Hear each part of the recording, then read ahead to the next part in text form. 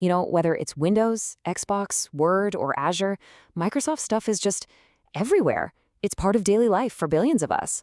But the story of how they got here? Oh man, it is a wild ride. We're talking teenage rebellion, some absolutely insane bets, and one of the biggest comebacks in business history. So let's get into it. Let's unravel how two teenage hackers built a $3 trillion empire. And just to really let that sink in, look at this number. $3 trillion. That's a 3 with 12 zeros after it. In early 2024, Microsoft's value just blew past that mark. I mean, that makes it the wealthiest publicly traded company on the entire planet.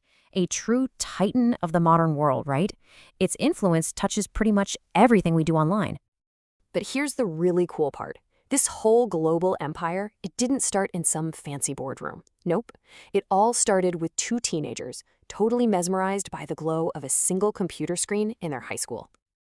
Okay, so let's rewind. Way back. We're going to a high school in Seattle, long before anyone was even dreaming of personal computers.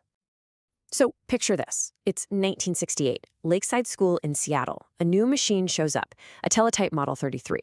For most kids, it's just this weird new thing. But for two of them, a young Bill Gates and Paul Allen, it becomes a complete obsession. The only problem? Computer time was crazy expensive, like $40 an hour. So what do? Well, what any enterprising teenage hacker would do. They start finding and exploiting bugs to get free time on the machine. Of course, they get caught and banned. But instead of just giving up, this whole ordeal actually sparks their very first business idea, the Lakeside Programmers Club. And you gotta love the irony here. Their first real customer? It was the exact same company that had just banned them. The Computer Center Corporation actually hired them to find the very same kinds of bugs they'd been using. All that teenage mischief just landed them their first professional gig. How about that? This early hustle really set the stage for what would become their signature move. It was a pattern that would define their entire careers, taking these huge, audacious risks, often betting absolutely everything on just a hunch. So then, in 1975, the cover of Popular Electronics magazine features this thing called the Altair 8800. Now, to most people, it looked kind of clunky, not very impressive. But to Gates and Allen, they saw the future. They had this key insight. All of these new personal computers, they're going to need software to run. So they pick up the phone. They get the founder of MITS, the company that made the Altair, and they make this incredibly bold claim. They tell him they have a working, basic interpreter ready for his new machine. The only tiny problem? It was a total bluff, a complete lie. They hadn't written a single line of code yet. And get this, MITS was actually interested. They wanted a demo. This kicks off a frantic, sleepless, multi-week coding marathon. I mean, it went right down to the wire. Paul Allen was literally finishing the last few lines of code on the plane on the way to the meeting. So there they are, in front of the MITS executives, and they run their program for the very first time. And it worked perfectly. That insane bluff just became their very first product, Altair Basic. And then, believe it or not, just a few years later in 1980, they pulled the exact same move, but this time on a much, much bigger stage. IBM, the giant of the industry, needed an operating system for its brand new personal computer. So Gates and Allen tell them, yeah, we've got one. Again, promising something they did not have. So they scrambled, bought an existing OS from a small Seattle company for about $75,000, cleaned it up a bit, renamed it MS-DOS, and licensed it to IBM. I mean, what a move. It was an absolute masterstroke.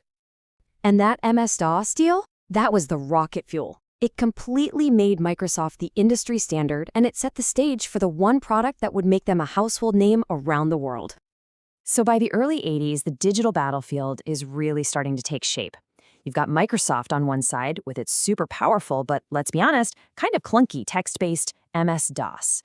And on the other side, you've got this scrappy startup called Apple, and they're winning people over with their beautiful graphical user interface, with icons and a mouse.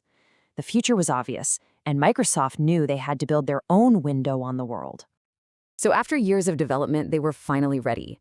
And for the launch of Windows 95, they put together a marketing budget that was just unheard of.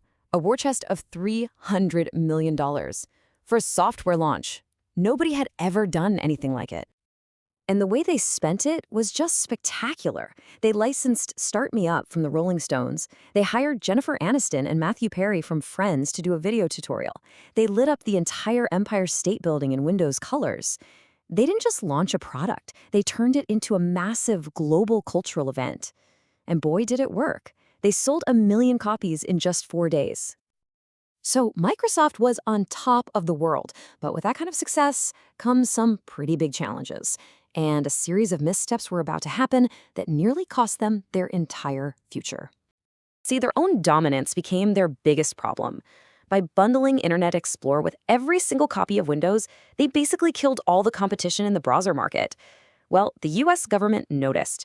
They hit Microsoft with a massive antitrust lawsuit accusing them of being a monopoly. That legal battle was grueling. And while it ended in a settlement, it really took its toll. A pretty weary Bill Gates stepped down as CEO, and he handed the reins over to his longtime friend, Steve Ballmer. But there was an even bigger threat looming. While they were so busy defending the Windows empire in court, a revolution was happening right in their blind spot, the smartphone. As both Gates and Ballmer would later admit, completely missing this shift was their single biggest business regret.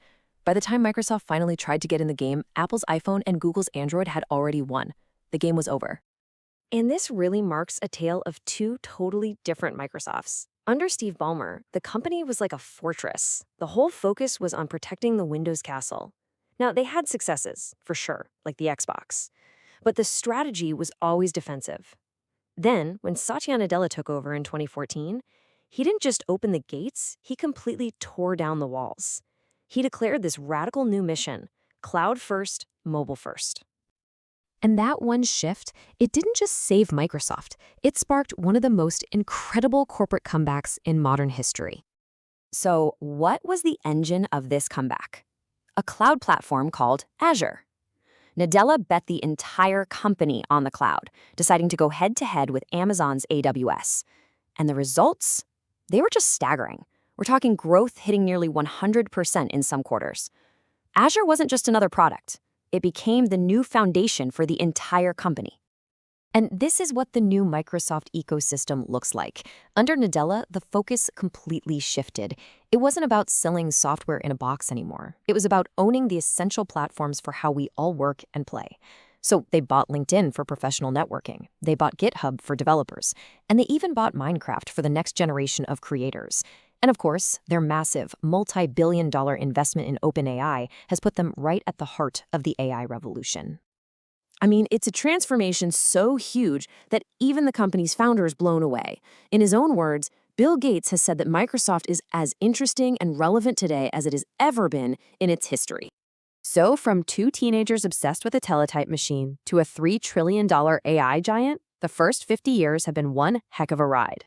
The only question left is, what on earth will Microsoft's next 50 years look like?